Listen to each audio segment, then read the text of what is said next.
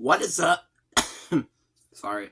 What is up, you guys? It is your boy, Brenton Biggers here, and welcome back to another video. In today's video, we are going to be doing the 2023 NFL mock draft. Now, again, I am sorry, to say the least, that I, didn't upload the video. I didn't upload any video about this topic.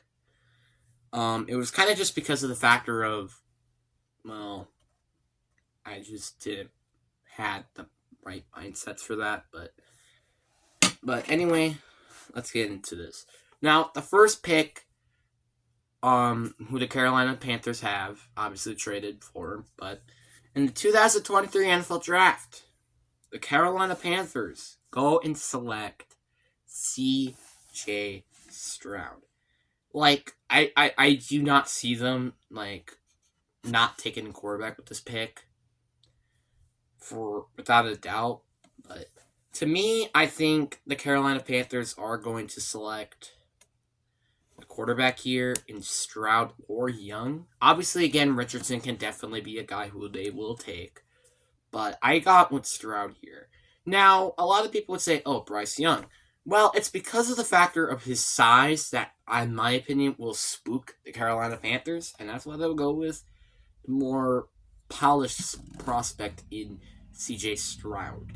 Which, C.J. Stroud has had a really good career, I'm assuming, in Ohio State, but he's a very good player. He knows the football, and he's a really good player as a pocket passer, but anyway, he's a really good quarterback, and that's why I think you should take him here at number 1. Now, the number 2 overall pick in the 2023 NFL Draft, the Houston Texans select Bryce Young. Now, the Texans, they have the most simplest thing in the draft. You know what that is? Taking Young or Stroud, whoever Carolina takes. So, that's pretty much their idea here. Now, again, the size is concerning, but everything else, Bryce Young could definitely be that guy. And that's why I have him at number 2. Now, the number 3 overall pick in the 2023 NFL Draft, the Arizona Cardinals select Will Anderson Jr. He is the best prospect, graded by Bengal, by the way, in this class. But to me, I think Will Anderson is just the guy who they're going to take here. They could definitely trade down, but to me, I just think they're going to take Will Anderson over, potentially 2 first-round picks for, the Raiders for the trade up for, but that's kind of just my opinion here. Now, with the number 4 overall pick in the 2023 NFL Draft, the Colts go and select Anthony Richardson. Now, I think he can end up being the best quarterback out of this entire class, and that's just true. But he has, this boom or bust type of ceiling. He could be really good, or, one of the best quarterbacks in the league for years to come. I'm not even going to lie with that. Or he could be, a bad quarterback. Honestly, I think that's his borderline terribleness, is him for being a bad quarterback. That's really it. That's, I don't see him being, a very, very big-time bust. But, they're going to take his ceiling over, Will Levis. And also, he's the more safer pick than Levis, in my opinion. But that's kind of just my opinion. So now, with the 5th pick, I have them trading, the Seahawks trading with the Raiders here. And then the Raiders go and select Will Levis. Will Levis is the biggest boom or bust prospect in this class. And I think most of us can agree. But I feel like the Raiders are going to take him. Obviously, again, they don't really have to take a quarterback. Matter of fact, they don't even have to trade up. Because, they already have a quarterback in Jimmy G. But he can at least sit behind, Jimmy G for a little bit. Kind of like what Lance did with, the 49ers. So, that's just my opinion, what I think they should do. Rather than what they will do. Which, honestly, I wouldn't be surprised they go reach for a tackle. What? But anyway, the 6th overall pick, the Detroit Lions go and select. They go and select Christian Gonzalez. Now, with Jeff Okudah being traded, I think it makes sense for them to, go corner here. Obviously, they could definitely trade down and do it, but I mean, I see them here, going to pick whatever corner they should go take. And to me, it's Christian Gonzalez. He was a very good corner out of Oregon, and he had a really good combine, too. Which, yeah, I actually watched the combine for a little bit. Mainly 40-yard dashes in some cases. But I also watched who had, the best combines. Christian Gonzalez was one of them. So Christian Gonzalez, I think, deserves to be the number 6 overall pick and the first corner off the board. Now, with the 7th pick in the 2023 NFL Draft, I don't know why I keep saying it, the Seahawks go and select Tyree Wilson. Now, I understand they address this position with Jermon J. Jones. But to me, I kind of just lean towards having them have another pass rusher. Do they need interior? Yes. But do I see them taking here? No. Tyree Wilson is a very freakish athlete, and he could just be a very good piece for Seattle's front seven. And obviously, their front seven needs some help. Outside of linebacker, obviously. Linebacker is fine. But with the 8th pick the Atlanta Falcons go and select Jalen Carter. Now, with all the top, if anybody is any of those top 4 quarterbacks are available, they could consider taking it here. But if not, I have them going with the best defensive player available. And that would be Jalen Carter. Now, when I say best player available, I didn't say off the field issue available. I just feel like they are going to do a move like this. Jalen Carter was a freakish player in college. Just if he could stay on the field, he could be probably one of the best players in the draft. And it might be a steal. Which, obviously, at the number 8 pick, it isn't really quite a steal. But, I mean, for him, he was projected to be the number 1 overall pick for a little bit. So, I kind of will consider that a steal. But, who knows? But I still think Atlanta is going to take him here. Now, with the 9th pick, the Bears go and select, obviously traded down, of course, to get Peter Skoronski. Now, he can play guard if they want him to, but to me, I have him will be playing tackle. Justin Fields has taken way too many hits, and God knows when he might eventually get hurt. And yeah, he did get hurt last year, but God knows when he's actually going to get a major injury, a torn ACL or torn MCL or both even. So that's why I have them going with Peter Skoronski. And that's why I think they're going to go with him here. And plus they already got DJ Moore. I don't know why they wouldn't want a receiver here then. Then with the 10th pick in the 2020 NFL Draft, the Philadelphia Eagles go and select Lucas Van Ness. Do they need edge rushers? No. But I think this is just a pick that they're going to go use for the future. Because they kind of don't really have any needs on the roster. Except of, maybe linebacker. But why would they want to take a linebacker here? Because this is not really a deep linebacker class. But Lucas Van Ness was a very good pass rusher. And I wouldn't be too surprised if they go take him. Since they do have a lot of veteran pass rushers for him to learn behind before he finally goes on the field. So you can learn a year or two, It'll be fine. Then, with the 11th pick in the 2020 NFL Draft, the Tennessee Titans go and select Jackson Smith-Njigba. Yeah, maybe Quentin Johnson is the better player, but I think they're going to lean towards Jackson Smith-Njigba. Now, I know with the new GM, he might even consider QB here, but, maybe, but to me, I think the Tennessee Titans are going to play the smart move and go get more weapons for God-forsaken who will be their quarterback. And I feel like the reason why they're going to go with Jackson Smith at Jigba is because of the factor of um he's just like such a beast of a receiver. Like, why would you not? You know. And also, I think he could be a number one receiver, which is this team desperately needs. Now, with the 12th pick in the 2020 NFL Draft, the sorry, the Houston Texans go and select Myles Murphy.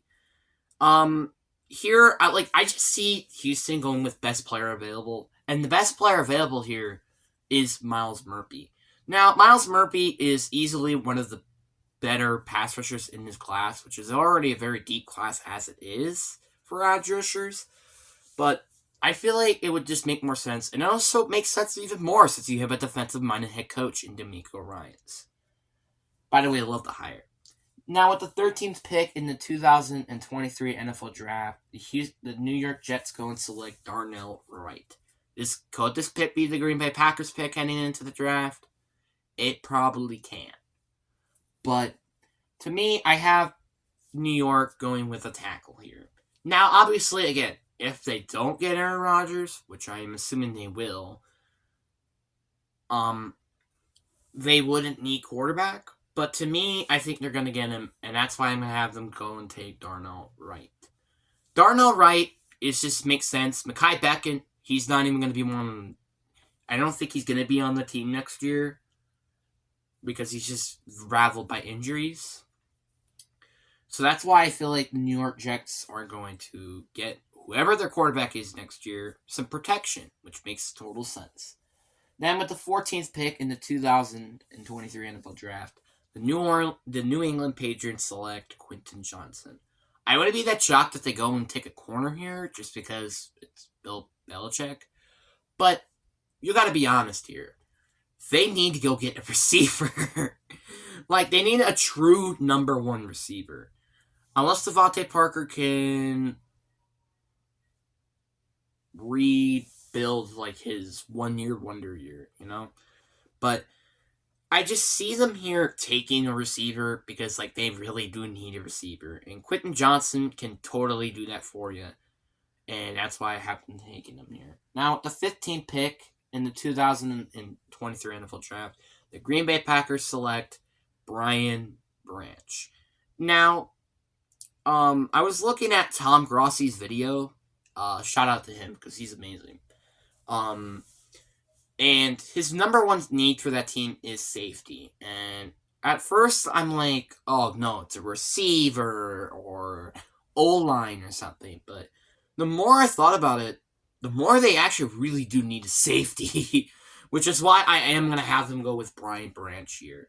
Brian Branch is the perfect prospect for them. And also, I wouldn't be too surprised they go take him in the first round because of the factor of how weak this class is in terms of safeties. It's not like last year where he had like a Kyle Hamilton prospect. And I don't even be that surprised he's like an all Pro Bowl caliber like Kyle Hamilton was supposed to be. But I think the Brian Branch pick is a very safe pick for them to take here.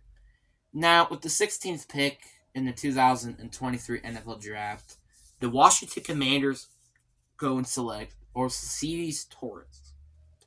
I do see them going with Sam Howell or Jacoby Brissett as their quarterback this year. Fine. But seriously, you have to fix the interior of the defensive line. They didn't. I know Brandon Sheriff isn't that great, but he was solid when he was with the Commanders. But I have them going with Orsides Torres. He's a very good offensive lineman, and he's the best interior offensive lineman in this draft, which is why I think the Washington Commanders will select him here. Now, with the 17th pick in the 2023 NFL Draft, the Pittsburgh Steelers select Devin Witherspoon. A lot of people say that he's a top 10 prospect in the draft. I just don't see that right now, but he will be going to Steelers, and I think would be a perfect home for Devin Witherspoon. Then with the 18th pick, the Detroit Lions go and select Nolan Smith. Now, I feel like as much as they still need corner, which they do because Christian Gonzalez is not going to hold that fort by himself, I think they should get some pass rush help to help out with Aiden Hutchinson, which is why I went with Nolan Smith. He might not be a crazy player on the field, but as an athlete, he's freaking crazy. Again, I wonder why he had one of the better combines out of every player. He ran a 4.39 when he's over 260 pounds, by the way. That's pretty frick crazy. Okay, I need to calm down. But seriously, he was an incredible player in the combine, and I wouldn't be that surprised if the Lions go and take him here. Then with the 19th pick, the Buccaneers go and select Paris Johnson Jr. I think they are going to end up running with Baker Mayfield this year. But to me, I think they should still fix the defensive line, which was god-awful last year. Which is why I had him with Paris Johnson Jr. Paris Johnson Jr. will be a perfect tackle for them and to hopefully protect Baker Mayfield or Hendon Hooker if they decide to take him in the draft. And then you have the Seahawks go and take Elijah Cansey. He had a really good combine, and also he is a interior defensive lineman, which in my opinion is the biggest need for the Seahawks in this draft. So the fact that you fill it here is very major. And then with the 21st pick, the LA Chargers go and take Jordan Addison. Keenan Allen isn't going to be as that prime, all-pro receiver. Mike Williams is a really good receiver, but that's kind of it out of the receiving corps. So that's why I have them going with Jordan Addison here. Jordan Addison is going to be the perfect player for this team because, he worked with a former receiver in Drake London. So I do see them taking a receiver here because they really do need some receiving help. Or B.J. Robertson. But with the 22nd pick, the Baltimore Ravens will select Deonte Banks. Now, I understand they did win secondary last year with Kyle Hamilton, and yes, they do need wide receiver help. But there wasn't really any big-time beast receivers available, in my opinion, during this spot where they should really take. So to me, I think they're going to go with a better decision in going with Deonte Banks. Marcus Peter isn't really in his prime years anymore, and soon actually Marlon Humphrey. So I feel like they go with another secondary player here in Deonte Banks. He's a crazy athlete, so I wouldn't be that surprised that he goes to the Baltimore Ravens here at the 22nd selection.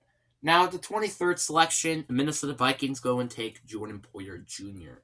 Yeah, sure, linebacker is a need. I understand that. But to me, I think they're going to go with secondary with Jordan Poyer Jr. I understand they drafted 2 secondary players last year, and Andrew Booth Jr. and Lewis Cine, but I feel like they still need some help in that secondary. And that's why I'm going with Jordan Poyer Jr., who, his father, used to play in the NFL. So, it'll be interesting. And he also would stay in the North. It's kind of funny to think about. But with the 24th pick, the Jacksonville Jaguars go and select Zay Flowers. Now, Zay Flowers, I think, just makes sense for Jacksonville. Now, yeah, Jaguars have Evan Ingram, Christian Kirks, and maybe even Zay Jones. But, again, we saw from the Buccaneers, you can never have enough pass catchers. So, I think they're going to go with here is Zay Flowers. He's just going to be the perfect player for this team, and I wouldn't be that surprised they go take him here just to help it maximizes more of Trevor Lawrence's development. Then, with the 25th pick, the New York Giants go and select Jarrell Wyatt. Yeah, this is a team that's pretty much going to take whoever's the best receiver available. Could they trade down and do it? Yes. And is this kind of a reach? Yeah.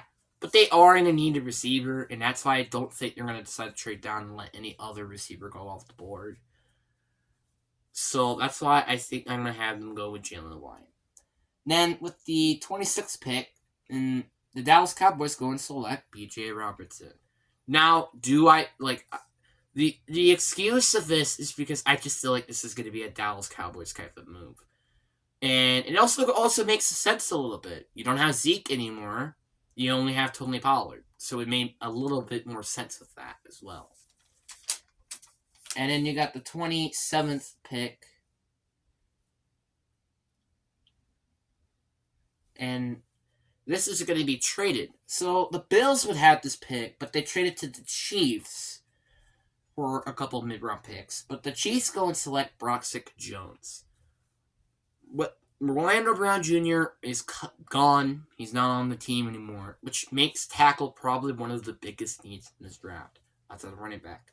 But B.J. Robertson is not available, so that's why they're going to go with Broxick Jones.